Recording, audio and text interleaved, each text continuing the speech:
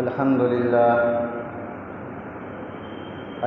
لله نحمده ونستعينه ونستغفره ونؤمن به ونتوكل عليه ونعوذ بالله من شرور أنفسنا من يهده الله فلا مضل له ومن يضلله فلا هادي له ونشهد أن لا إله إلا الله وحده لا شريك له ونشهد أن سيدنا ونبينا ومولانا محمدا عبده ورسوله أما بعد فأعوذ بالله من الشيطان الرجيم بسم الله الرحمن الرحيم فإن آمنوا بمثل ما آمنتم به فقد اهتدوا صدق الله العظيم. محترم حضرات علماء کرام، دوستوں اور عزیز ساتھیوں، آج کا یہ پروگرام دو عنوان کے ساتھ منعقد ہو رہا ہے. ایک تو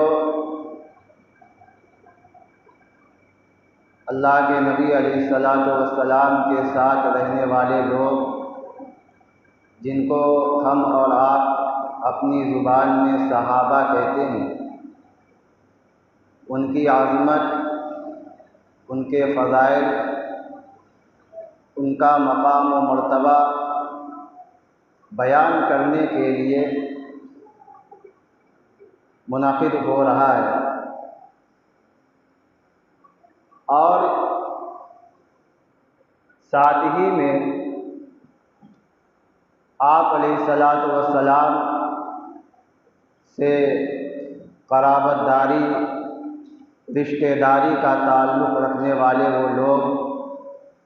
جن کو ہم اور آپ اپنی زبان میں اہل بیت کہتے ہیں،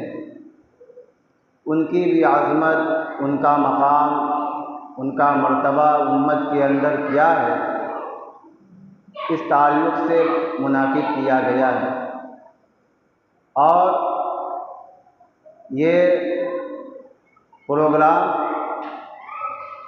10 روزہ پروگرام ہے. 10 روزہ پروگرام کا آج یہ چوتھا دن ہے. شہر کی مختلف مسجدوں کے اندر، مختلف علاقوں کے اندر یہ پروگرام کیا جا رہا ہے، اور آج یہ اس کا تسلسل کے ساتھ یہ چوتھا دن ہے. اور انشاءاللہ آج کے بعد بھی 6 دن ابھی یہ پروگرام اور چلے گا.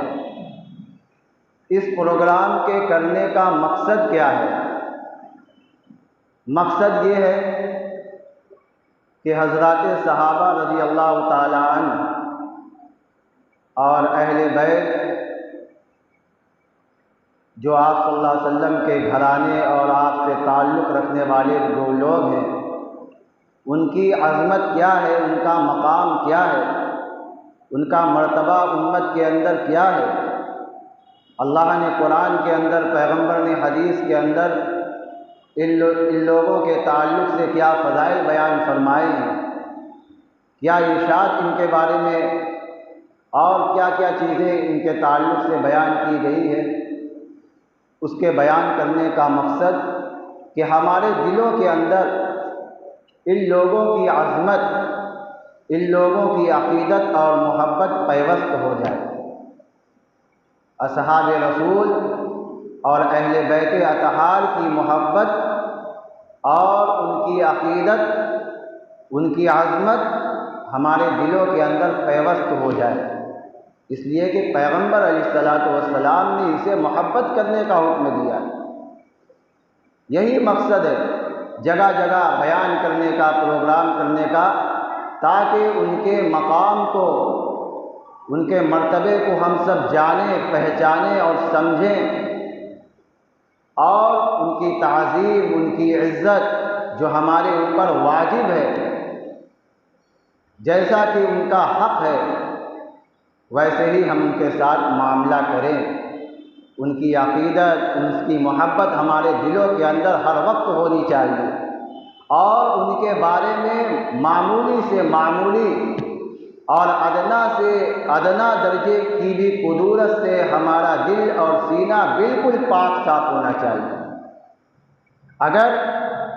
صحابہ کرام اور اہل بیت اطہار کی ادنا درجے کی بھی قدورت اور بغض ہمارے دلوں کے اندر پایا گیا تو یہ ہمارے لیے تباہی کا سبب بن جائے گا، آخرت کے بھی اعتبار سے اور دنیا کے بھی اعتبار سے۔ اس لیے میرے بھائیوں، میرے عزیزوں، یہ بڑا نازک مسئلہ ہے۔ اصحاب رسول کی محبت اور اہل بیت اطہار کی محبت، یہ تو ہمارے ایمان کا ایک جز ہے،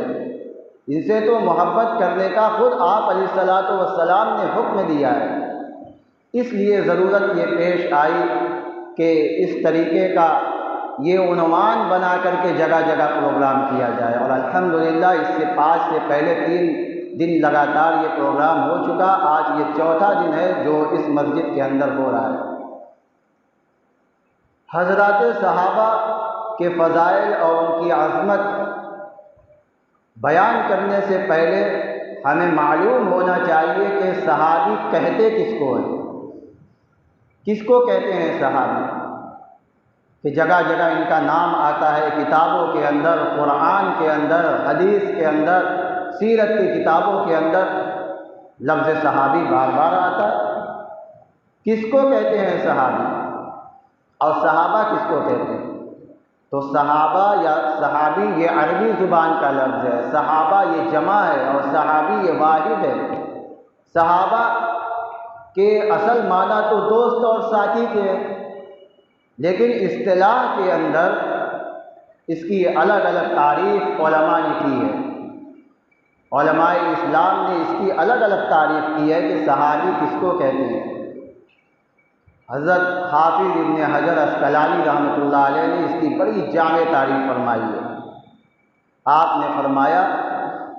کہ صحابی کہتے ہیں اس کو من لقی النبی صلی اللہ علیہ وسلم مؤمنا بہ ومات علی الاسلام۔ مختصر سے جملے کے اندر اور کلمے کے اندر ایک جامع تعریف حضرت حافظ ابن حجر علیہ الرحمہ نے کر دی، اور صحابی ہونے کے لیے 2 شرط بیان فرمائی کہ جس نے ایمان کی حالت میں جناب رسول اکرم صلی اللہ علیہ وسلم سے ملاقات کی ہو، من لقی النبی صلی اللہ علیہ وسلم مؤمنا بہ، کہ جس نے آپ علیہ الصلوۃ والسلام سے ملاقات کی ہو ایمان کی حالت میں، ورنہ اس زمانے کے اندر تو کفار و مشرکین بھی رہا کرتے تھے، ان کی بھی روزانہ آپ علیہ الصلوۃ والسلام سے ملاقات ہوا کرتی تھی، تو یہ مؤمنن کی قید لگا کر سارے کفار و مشرکین کو اس سے نکال دیا۔ اور اب اس کا خلاصہ یہ نکلا کہ صحابی اس کو کہتے ہیں کہ جس نے ایمان کی حالت میں جناب رسول اکرم صلی اللہ علیہ وسلم سے ملاقات کی ہو، اور ملاقات کے بعد اسلام کے ہی اوپر اس کی وفات ہوئی ہو۔ 2 چیزیں ہیں، ایک تو ملاقات اسلام کی حالت میں، اور اسلام کے اوپر ہی اس کی وفات بھی ہوئی ہو۔ اور خود آپ علیہ الصلوۃ والسلام کے زمانے میں دوسرے ملکوں کے اندر، دوسرے شہروں کے اندر ایسے بہت سارے مسلمان ہیں جو اسی زمانے کے اندر صحابہ کی محنت اور ان کی تبلیغ کی وجہ سے اسلام قبول کر لیا، لیکن پیغمبر علیہ الصلوۃ والسلام سے ملاقات نہیں ہو پائی، تو وہ صحابہ کی جماعت میں شامل نہیں ہو سکے، داخل نہیں ہو سکے۔ اسی زمانے کے اندر مشہور اولیاء کرام میں جو نام آتا ہے، حضرت اویس کرنی رحمۃ اللہ علیہ کا بھی نام آتا ہے، یہ جناب رسول اکرم صلی اللہ علیہ وسلم کے زمانے ہی کے اندر ہے، دوسرے قرن کے علاقے کے رہنے والے ہیں، اور آپ علیہ الصلوۃ والسلام کا زمانہ بھی پایا ہے، لیکن صحابی نہیں ہے، اس لیے کہ ملاقات ہی نہیں ہوئی آپ علیہ الصلوۃ والسلام سے۔ ہاں، دل کے اندر ایک خواہش تھی، ایک آرزو تھی تمنا تھی کہ کسی بھی طریقے سے سفر کر کے مدینہ منورہ پہنچا جائے اور جناب رسول اکرم صلی اللہ علیہ وسلم سے ملاقات کی جائے، آپ کی مجلسوں کے اندر شرکت کی جائے، تاکہ وہ اعزاز جو قرآن کے اندر صحابہ رضی اللہ تعالیٰ عنہ کے بارے میں بیان کیا گیا ہے، ہم بھی اس کو حاصل کرنے والے بن جائے اور اس جماعت کے اندر ہمارا بھی نام آ جائے۔ دل کے اندر ایک خواہش تھی، اور کیوں نہ ہو، کون ایسا مسلمان ہے جو نبی کے زمانے کو پائے اور اس کے دل کے اندر یہ خواہش نہ ہو کہ وہ رسول اکرم صلی اللہ علیہ وسلم سے ملاقات کرے؟ ہر ایک مومن کی، ہماری اور آپ کی بھی یہ خواہش ہے کہ زندگی کے اندر ایک مرتبہ اللہ تعالیٰ روضہ اطہر کی زیارت کرا دے۔ ہم سب کی بھی تو خواہش یہی ہوتی ہے کہ ہماری زندگی کے اندر کسی بھی طریقے سے ہم کو موقع مل جائے اور ہم اس سرزمین کے اوپر پہنچ جائیں اور جناب رسول اکرم صلی اللہ علیہ وسلم کی مسجد اور آپ کے شہر مبارک اور آپ کے روضہ اطہر کا ہم دیدار کر لیں۔ کیا ہمارے اور آپ کے دل میں یہ خواہش پیدا نہیں ہوتی؟ ضرور ہوتی ہے۔ تو پھر اس زمانے کے اندر جو زندہ ہیں حضور کے زمانے میں، تو ان کی خواہش نہیں ہوگی؟ ان کی بھی خواہش تھی، لیکن حضرت اویس کرنی رحمۃ اللہ علیہ کے ساتھ بہت ساری مجبوریاں تھی، اعذار تھے، جس کی وجہ سے وہ سفر نہیں کر سکے اور آپ علیہ الصلوۃ والسلام سے ملاقات نہیں کر سکے۔ موقع ملا، بعد میں موقع ملا اور سفر کر کے مدینہ منورہ آئے۔ کتابوں کے اندر لکھا ہے کہ جب مدینہ منورہ تشریف لائے ہیں، غرض سے تو یہی آئے تھے کہ آپ علیہ الصلوۃ والسلام سے ملاقات ہوگی اور آپ کی مجلسوں کے اندر شرکت ہوگی، براہ راست چہرہ انور کا دیدار ہوگا۔ یہی سب تمنا لے کر مدینہ منورہ پہنچے ہیں۔ لیکن کتابوں کے اندر آتا ہے کہ مدینہ منورہ جب آپ پہنچے ہیں تو جب وہاں صحابہ رضی اللہ تعالیٰ عنہ سے ملاقات ہوتی ہے تو صحابہ رضی اللہ تعالیٰ عنہ جناب رسول اکرم صلی اللہ علیہ وسلم کو دفن کر کے واپس آ رہے تھے۔ کیسا دل کے اندر جھٹکا لگا ہوگا کہ میں اتنی دور سے سفر کر کے آیا ہوں، ایک دن اگر پہلے آ جاتا تو حضور سے ملاقات ہو جاتی۔ صحابہ سے ملاقات ہوئی، پوچھا تو کہا کہ آنے میں آپ نے دیر کر دی، ابھی ابھی تو ہم رسول اللہ صلی اللہ علیہ وسلم کو دفن سے فارغ ہو کر کے آ رہے ہیں۔ کیسی چوٹ لگی ہوگی حضرت اویس کرنی رحمۃ اللہ علیہ کے دل کے اندر کہ سفر کی مشقت برداشت کر کے، صعوبتیں برداشت کر کے دل کے اندر ایک آرزو اور تمنا لے کر مدینہ منورہ حاضر ہوئے تھے، لیکن ملاقات نہیں ہو سکی۔ اور صرف ملاقات ہی نہیں، وہ تمام چیزیں جو صحابہ رضی اللہ تعالیٰ عنہ کے تعلق سے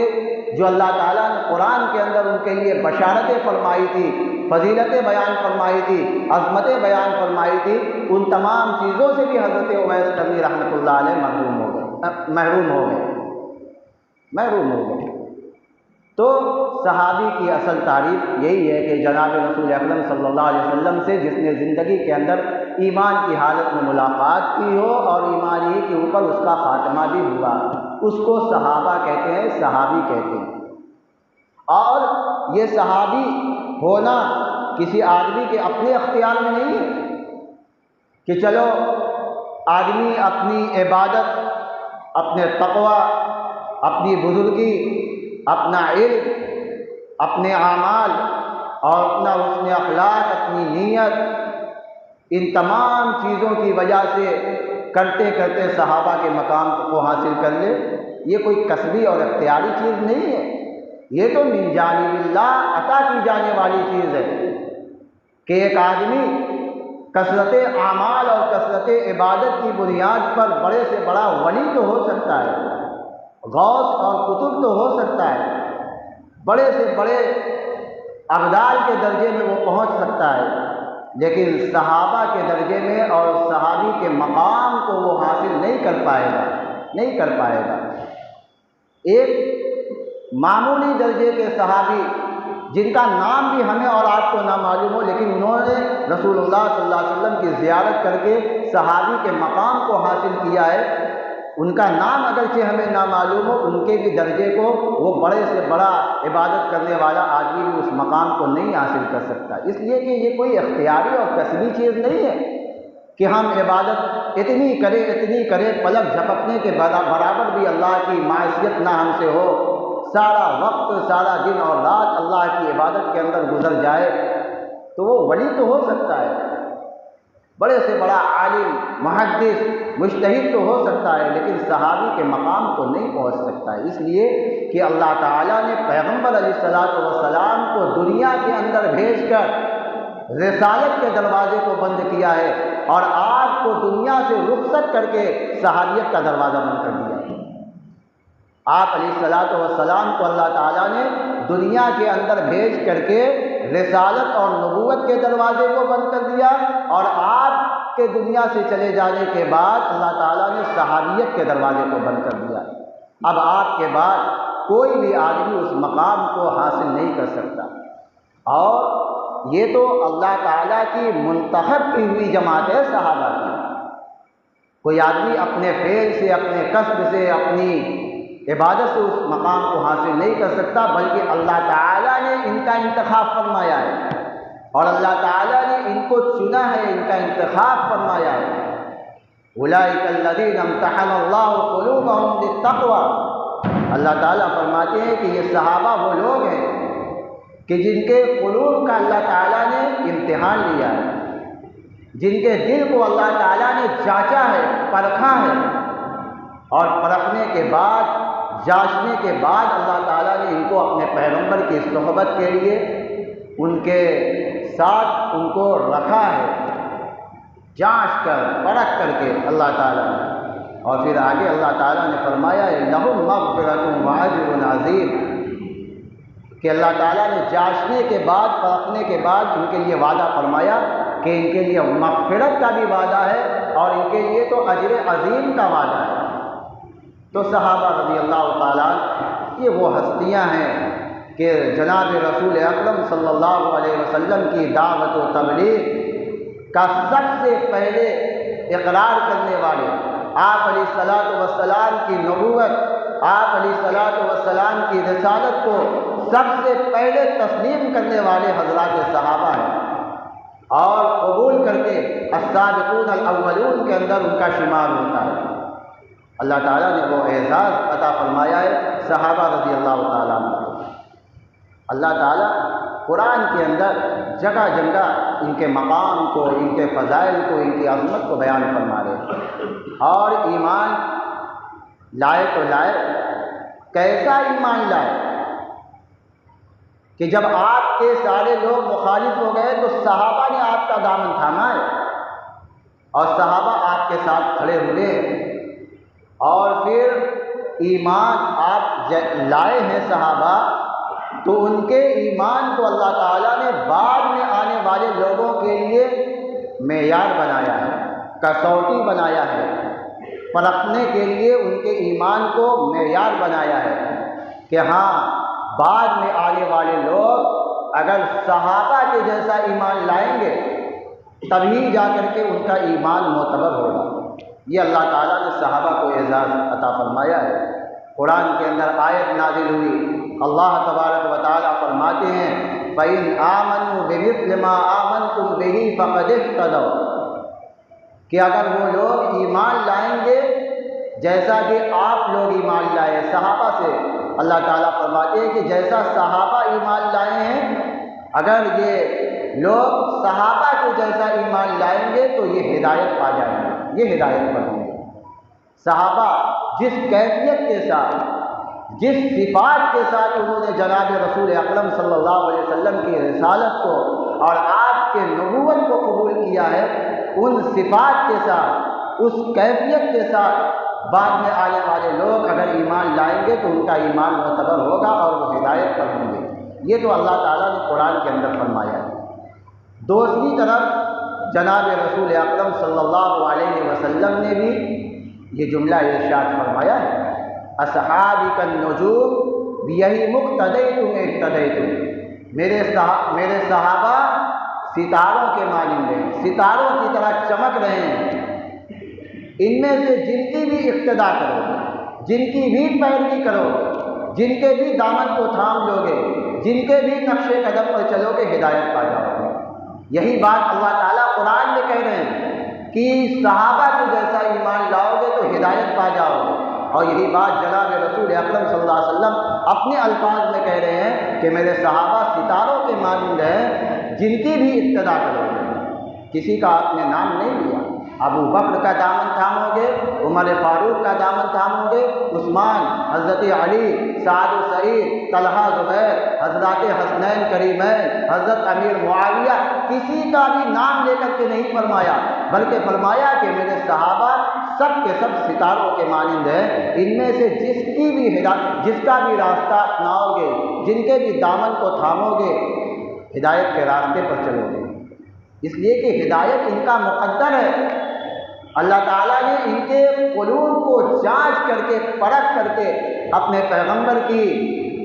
نصرت کے لیے، اپنے پیغمبر کی حمایت کے لیے ان کو منتخب فرمایا ہے۔ اللہ کے پیغمبر کے یہ جو صحابہ ہیں، سیدنا عبداللہ ابن مسعود رضی اللہ تعالیٰ عنہ فرماتے ہیں کہ اللہ تعالیٰ نے دنیا کے اندر انبیاء علیہ السلام کے بعد تمام لوگوں کے قلوب کے اوپر نگاہ ڈالی ہے، تمام لوگوں کے قلوب کے اوپر، پیغمبر اس سے مستثنیٰ ہے۔ اس لیے کہ پیغمبر کا جو دل ہوتا ہے وہ نورانیت سے بھرا ہوا ہوتا ہے، ان کا کوئی مقابلہ نہیں کر سکتا۔ پیغمبر کے علاوہ، انبیاء علیہ السلام کے علاوہ دنیا کے اندر آنے والے تمام لوگوں کے قلوب کو اللہ تعالیٰ نے دیکھا ہے، ان کے اوپر نگاہ ڈالی ہے، تو سب سے بہتر اور خیر کے اعتبار سے، بھلائی کے اعتبار سے سب سے بہتر دل جو اللہ تعالیٰ نے پایا ہے وہ حضرات صحابہ کرام کا پایا ہے۔ سب سے بہتر تو جناب رسول اکرم صلی اللہ علیہ وسلم کا، اور پھر اس کے بعد حضرت نبی کریم علیہ السلام کے قلوب، دل کے بعد قلب اور آپ کے دل کے پانے کے بعد اللہ تعالیٰ نے دنیا کے تمام لوگوں کے قلوب کے اوپر نگاہ ڈالی ہے، تو سب سے بہتر دل اللہ تعالیٰ نے صحابہ کے دل کو پایا ہے، اور پھر ان کو اپنے پیغمبر کی حمایت کے لیے، نصرت کے لیے ان کا انتخاب فرمایا ہے۔ صحابہ رضی اللہ تعالیٰ کہ عجیب و غریب معاملے ہیں، یہ عجیب و غریب جماعت ہے جن کا تذکرہ بار بار اللہ تعالیٰ قرآن کے اندر فرما رہے ہیں۔ اور کیوں فرما رہے ہیں؟ یہ کیوں اللہ تعالیٰ بار بار ان کا تذکرہ کر رہے ہیں؟ ایسا تو ہے نہیں کہ یہ بہت بڑے سرمایہ دار تھے، مال و دولت کا انبار ان کے پاس لگا ہوا تھا، ایسا تو ہے نہیں۔ مالی اعتبار سے بھی انتہائی کمزور۔ اگر ہمارے زمانے کے اندر ہوتے، جیسے ہمارے زمانے کے اندر ایک غریب آدمی کی کیا حیثیت ہوتی ہے، صحابہ رضی اللہ تعالیٰ کو بھی اپنے اندر کیا تھا، ان کے پاس مالی اعتبار سے بھی انتہائی کمزور، مال و دولت ان کے پاس ہے نہیں، ایک دن ملا تو کھا لیا، دوسرے دن بھوکے رہنا پڑا، لیکن اللہ کے یہاں ان کا کیا مقام ہے۔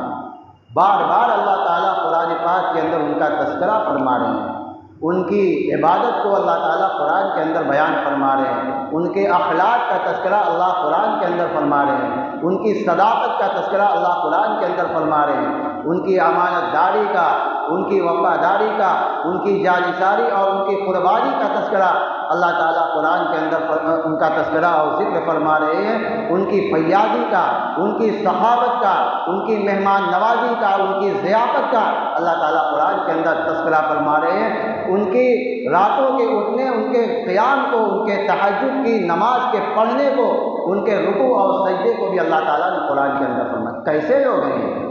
کون لوگ ہیں یہ کہ اللہ تعالیٰ بار بار ان کا تذکرہ کر رہے ہیں،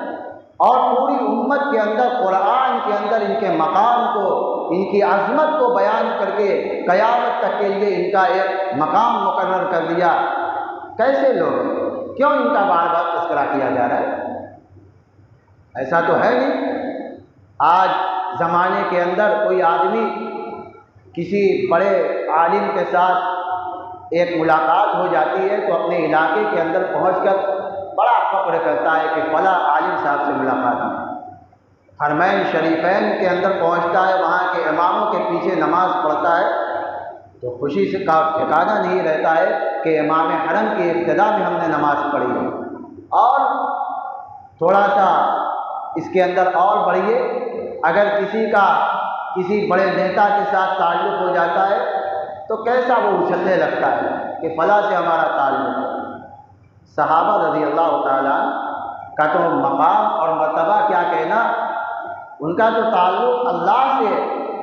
جو ایک نماز کسی عالم کے پیچھے پڑھ کر کے خوشی کے مارے اچھل رہا ہے، بیان کر رہا ہے۔ کیا خیال ہے اس جماعت صحابہ کے بارے میں جو جماعت ایک نہیں، دو نہیں، 10 20 نہیں، ہزاروں سجدے جناب رسول اکرم صلی اللہ علیہ وسلم کی ابتدا میں کیے ہوں، ان کے پیچھے نماز پڑھنے کا شرف صحابہ کو ملا ہے۔ کیا مقام و مرتبہ اللہ کے یہاں ان کا ہو۔ اللہ تعالیٰ تو بار بار قرآن کے اندر اس کا تذکرہ ہی کر رہے ہیں، اور کیوں کر رہے ہیں؟ کیا ہے ان کا مقام؟ اس لیے کہ پیغمبر علیہ الصلوۃ والسلام جب دنیا کے اندر دین لے کر آئے ہیں، جب اللہ تعالیٰ نے آپ کو نبوت کے عظیم منصب پر فائز کیا ہے، تو اس وقت سب سے پہلے اقرار کرنے والے اور سب سے پہلے آپ کی رسالت کو تسلیم کرنے والے، آپ کی نبوت کو تسلیم کرنے والے یہی صحابہ کو تھے۔ جب آپ کو ضرورت تھی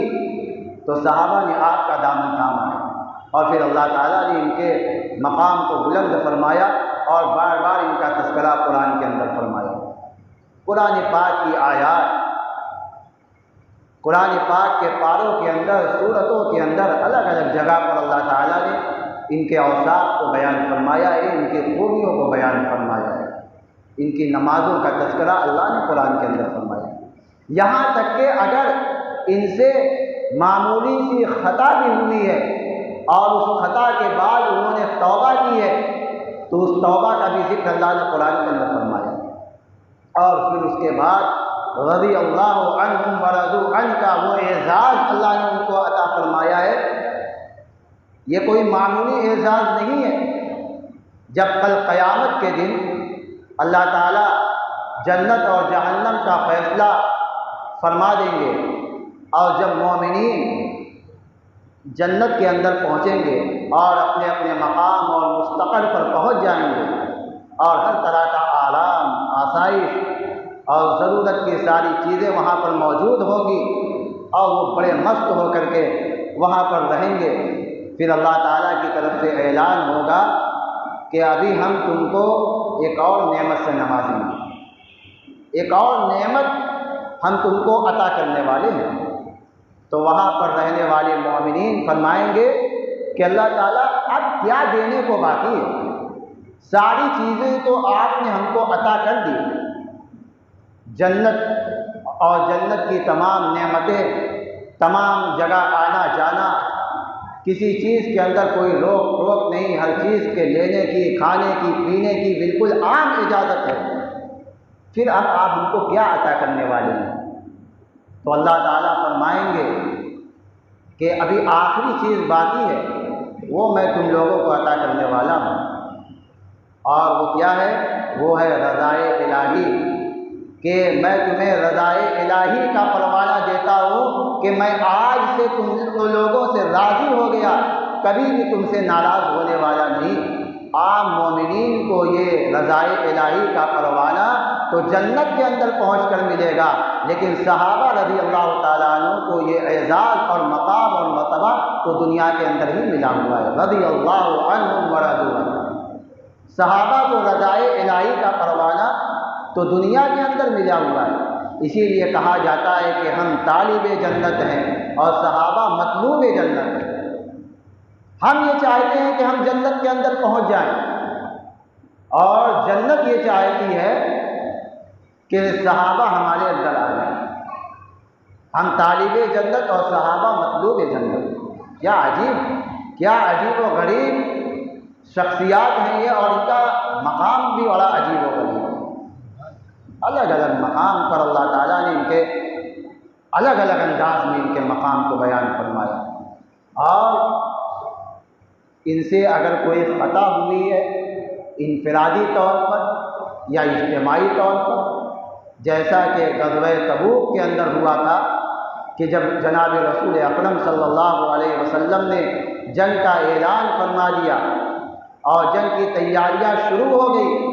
اور تمام صحابہ جناب رسول اکرم صلی اللہ علیہ وسلم کے ارشادات اور فرمان کی وجہ سے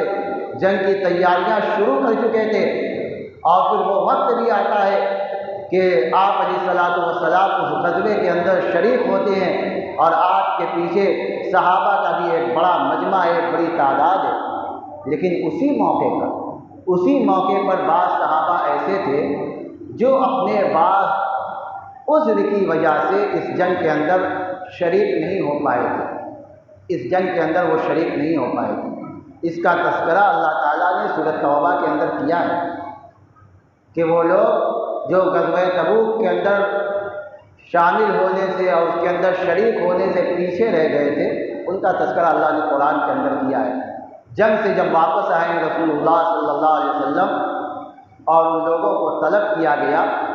اور وہ لوگ حاضر ہوئے، پوچھا گیا ان سے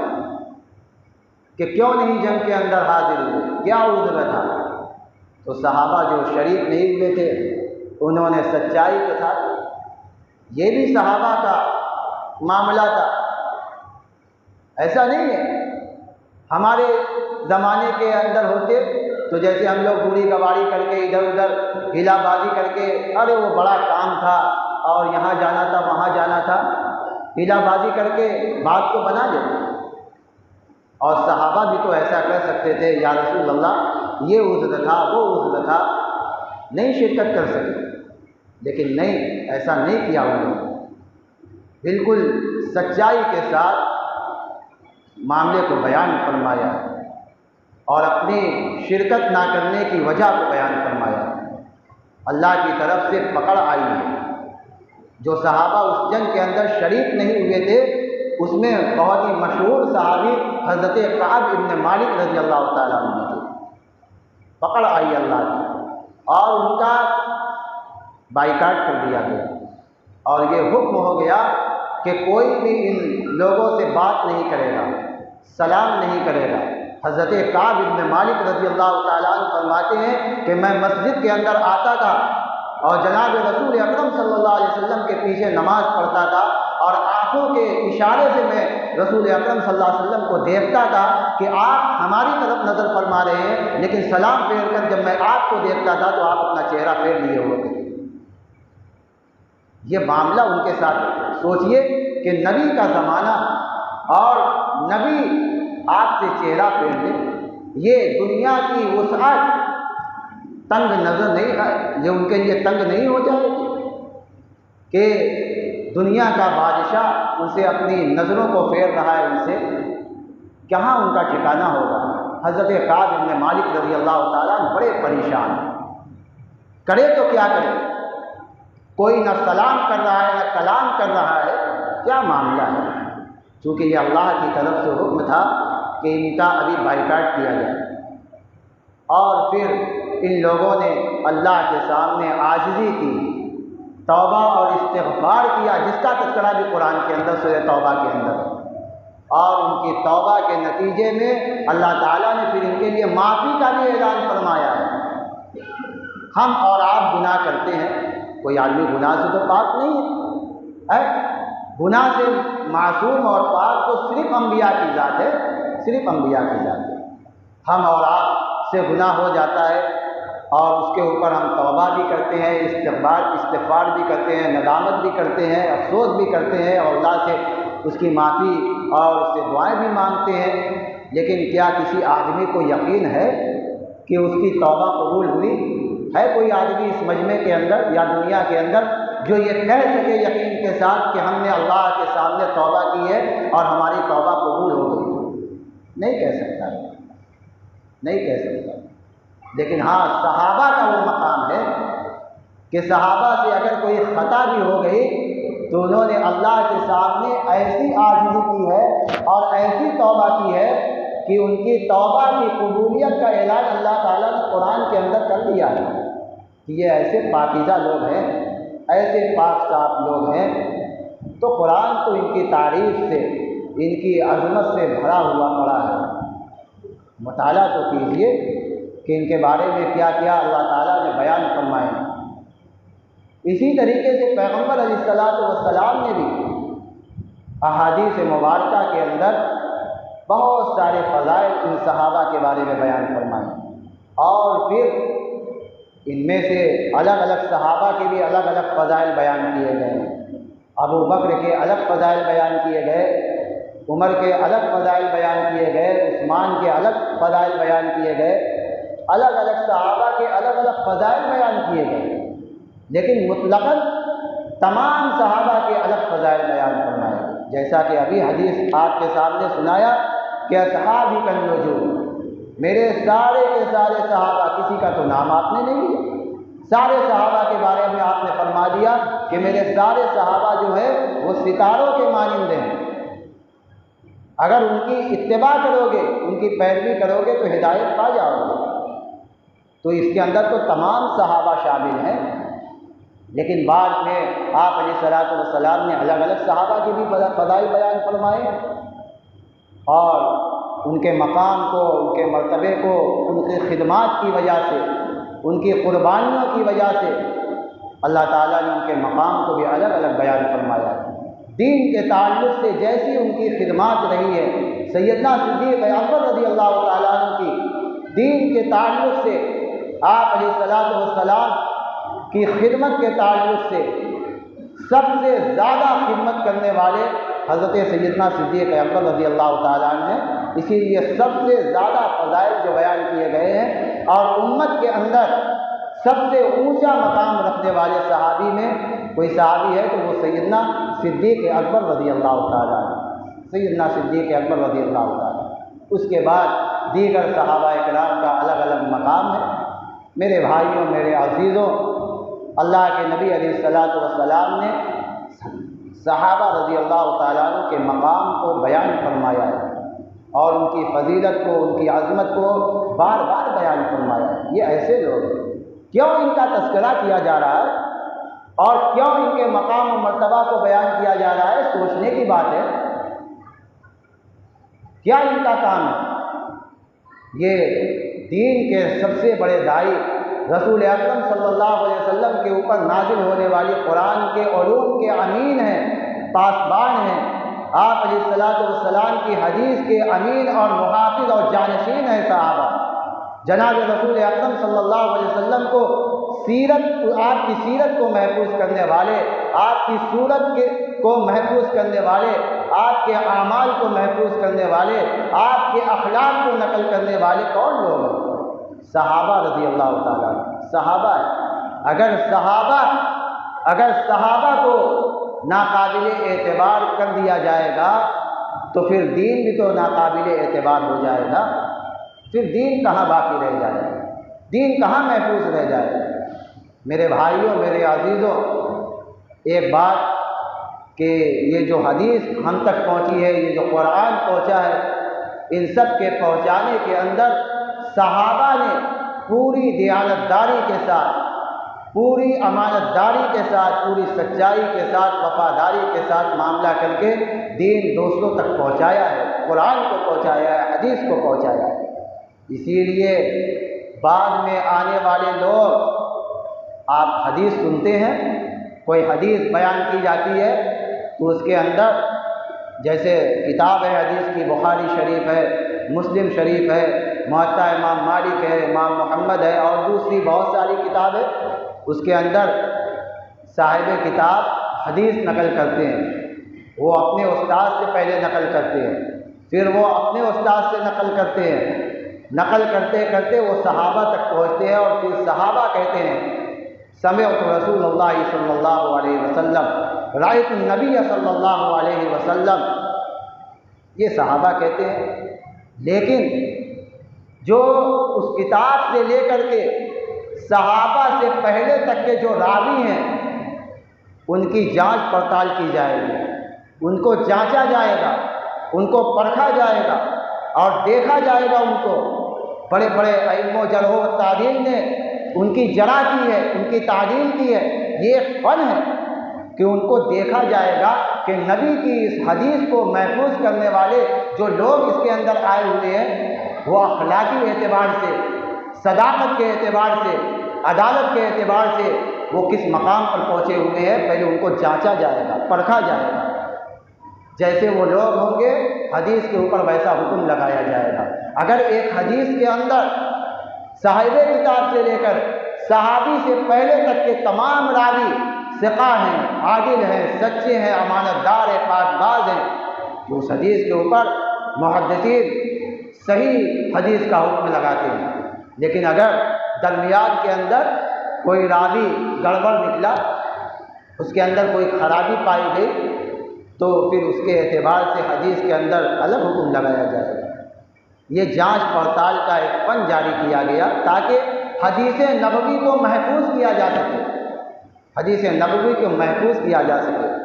تو کیا صحابہ کی بھی جانچ پڑتال کی جائے گی؟ نہیں کی جائے گی۔ اسی لیے بعد میں آنے والے جو لوگ اس فن کے موجد ہیں، امام ہیں، انہوں نے سیدنا امام بخاری رحمۃ اللہ علیہ کو بھی دیکھا، ان کی عدالت کو بھی جانچا،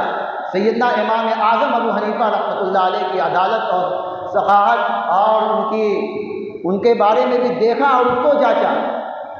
لیکن کسی بھی امام کی یہ جرت نہیں ہو سکی کہ وہ صحابہ کے بارے میں دیکھیں کہ کیا صحابہ بھی سچے ہیں یا نہیں، کسی کی جرت نہیں ہو سکی، اس لیے کہ صحابہ تو وہ سب ان کو تو اللہ نے جانچ کر کے پرکھ کر کے نبی کا ساتھی مقرر کیا ہے،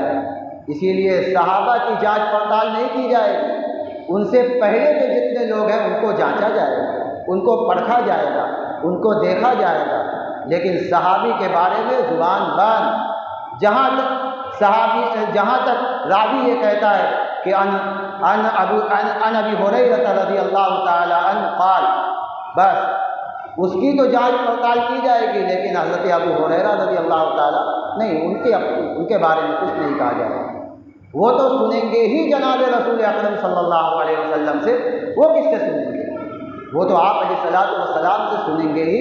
عبداللہ ابن عمر وہ تو سنیں گے ہی جناب رسول اکرم صلی اللہ علیہ وسلم سے۔ اس لیے ان اماموں نے بڑے سے بڑے محدثین کی جرح کی ہے، تعدیل کی ہے، سب کو جانچا ہے اور پرکھا ہے،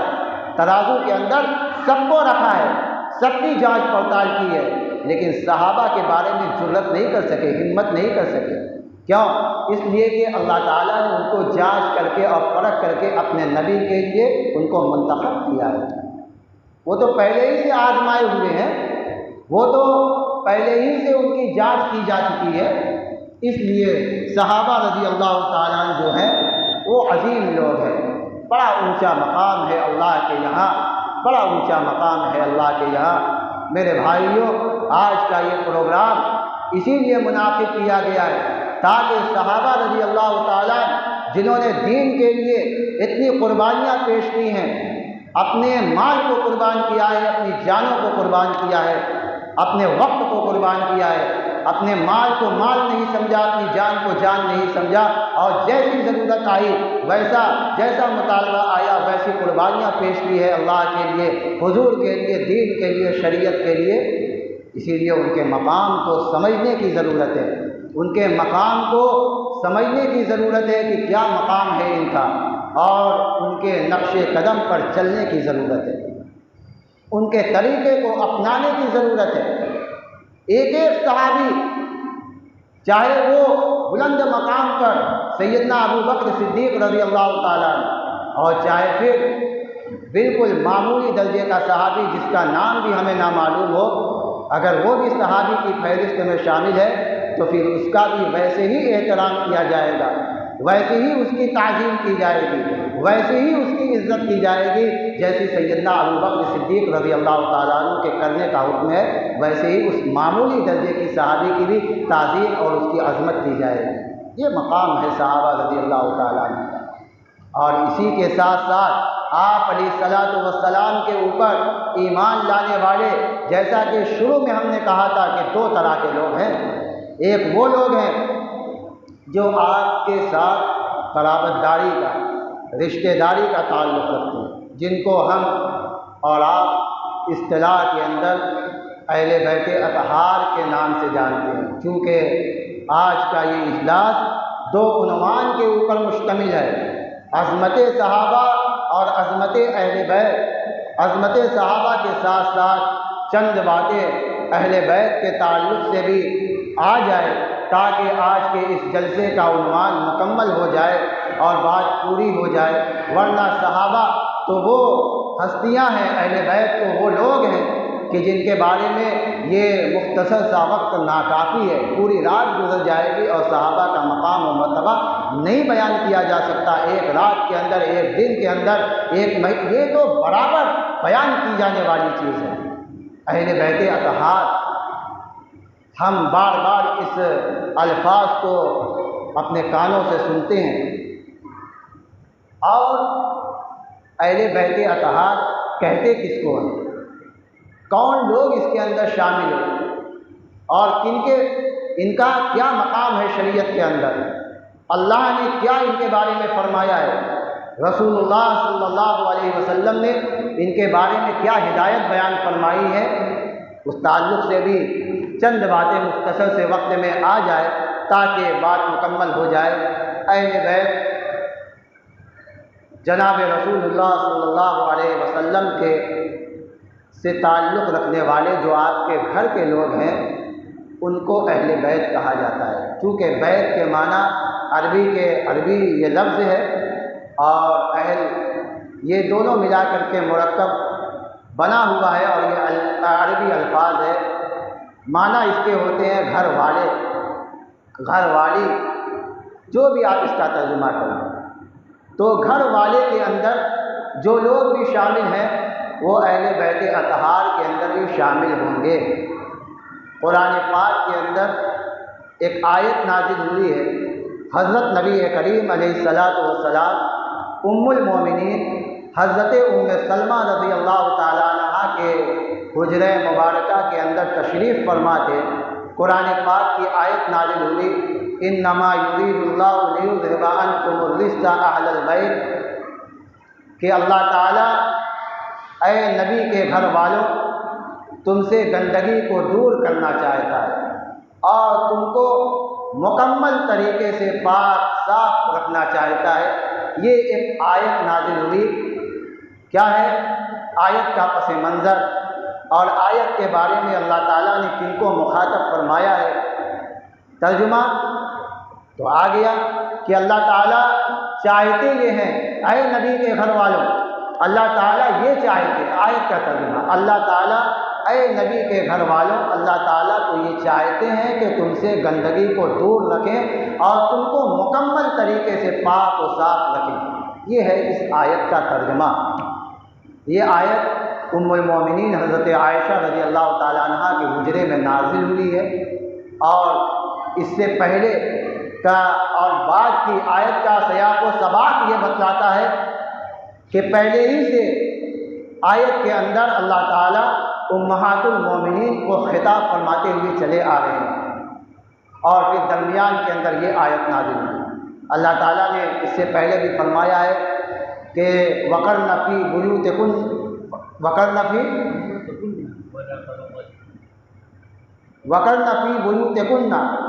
ولا تبرجن تبرج الجاہلیۃ الاولی واقمن الصلاۃ وآتین الزکاۃ۔ یہ اللہ تعالیٰ نے آیت نازل فرمائی ہے ازواج مطہرات کے تعلق سے، اور ان کو نیکی کی طرف کیے جانے والے اعمال کی طرف رغبت دی ہے کہ تم لوگ اپنے گھر کو لازم پکڑو، اپنے گھر کے اندر رہو اور جاہلیت کے امور کو اختیار نہ کرو، نماز قائم کرتی رہو، زکوٰۃ ادا کرتی رہو، اللہ اور اس کے رسول کی اطاعت کرتی رہو۔ پھر اس کے بعد یہ جملہ ارشاد فرمایا کہ اللہ تعالیٰ اے نبی کے گھر والوں تم سے یہ چاہتا ہے کہ گندگی کو دور رکھے اور تم کو مکمل طریقے سے پاکی عطا فرمائے۔ یہ آیت نازل ہوئی۔ مفسرین کرام اس آیت کے بارے میں فرماتے ہیں کہ اس آیت کا مصداق سب سے پہلے جو ہے وہ نبی کے گھر والیاں یعنی ازواج مطہرات ہیں۔ اس زمانے کے اندر بڑے مشہور مفسر گزرے ہیں حضرت اکرمہ رضی اللہ تعالیٰ، وہ بازاروں کے اندر منادی کراتے تھے، اعلان کراتے تھے کہ سنو اس آیت کا مصداق ازواج مطہرات ہے۔ قرآن نے جو یہ اہل بیت کہا ہے، اہل بیت سے مراد قرآن کی اصطلاح میں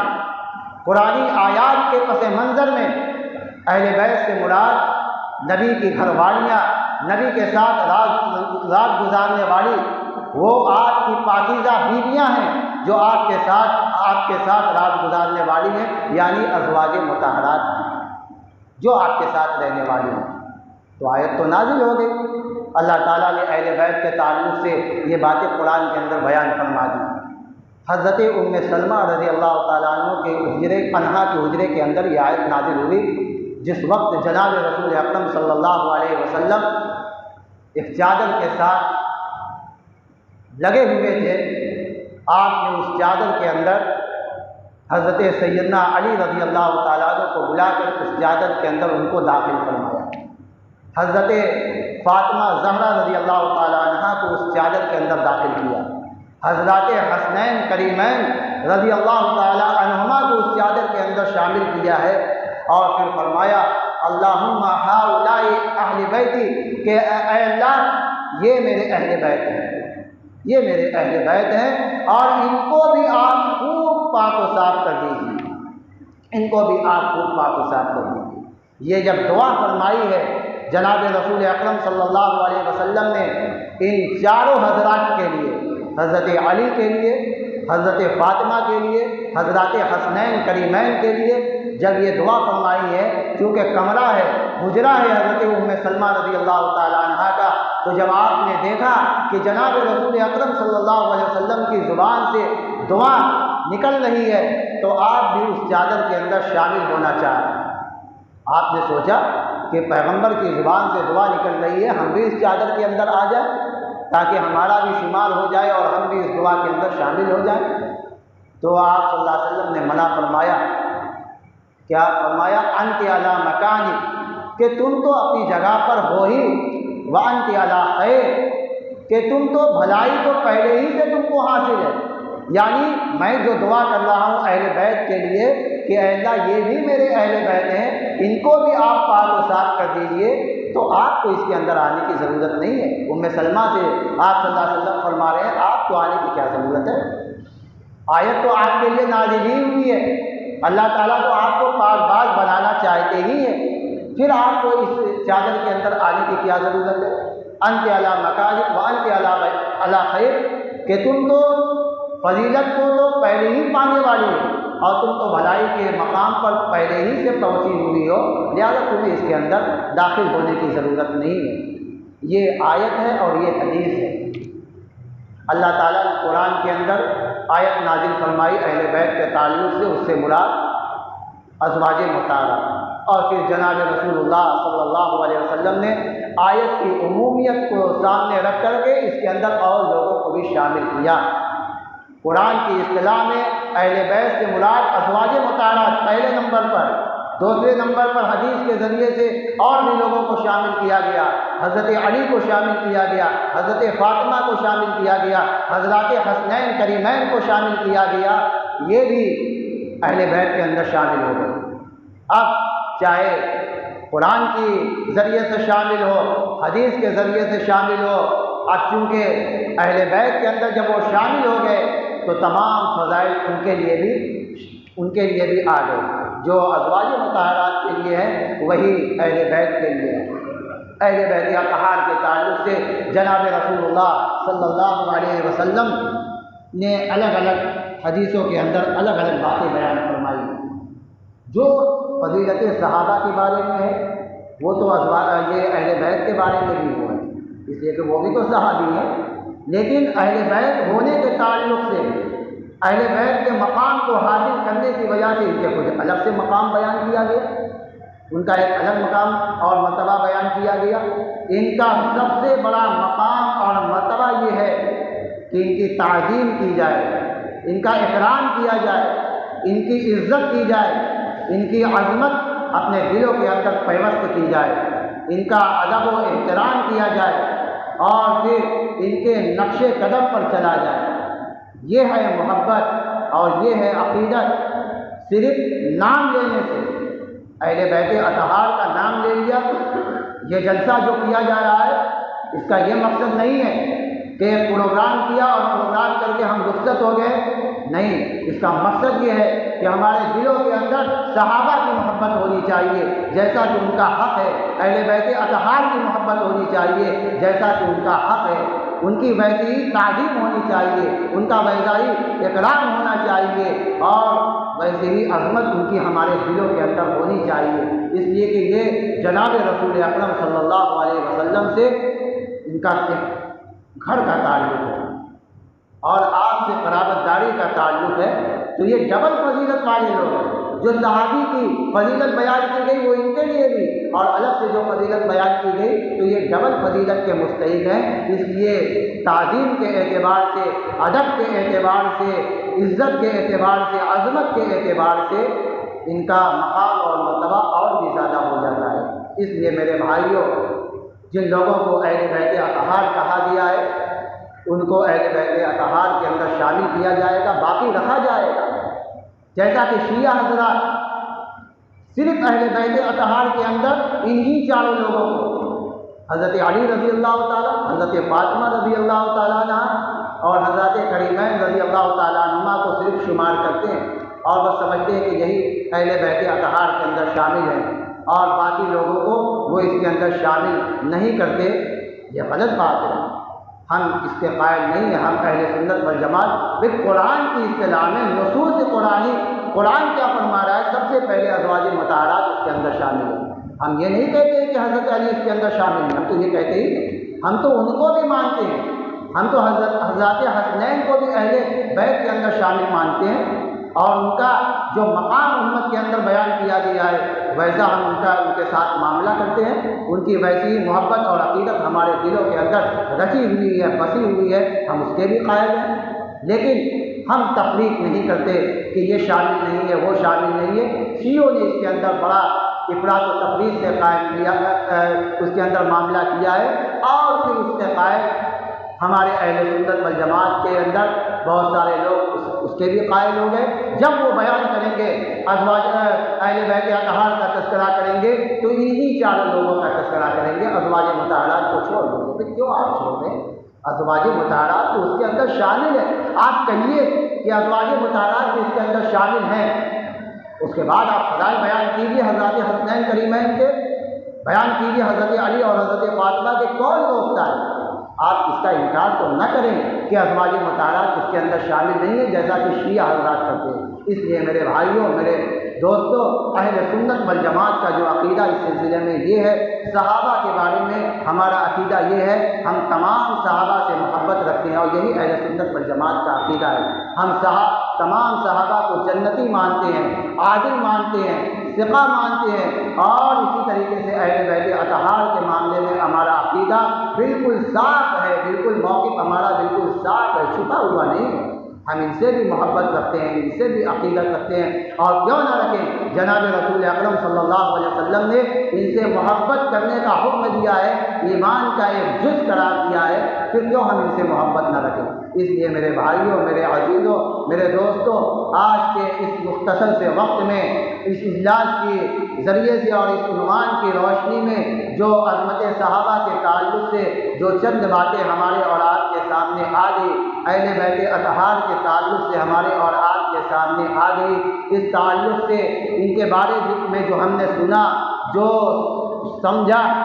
اس کو سامنے رکھ کر کے ان کی عقیدت اور ان کی محبت کو ہمیں اپنے دل و دماغ کے اندر، اپنے سینوں کے اندر پیوست کر لینی چاہیے، اور ان کے معاملے میں ذرہ برابر بھی اپنی کسی بھی طرح کی قدورت کو اور بغض کو اپنے سینے کے اندر آنے نہیں دینا ہے، اپنے دل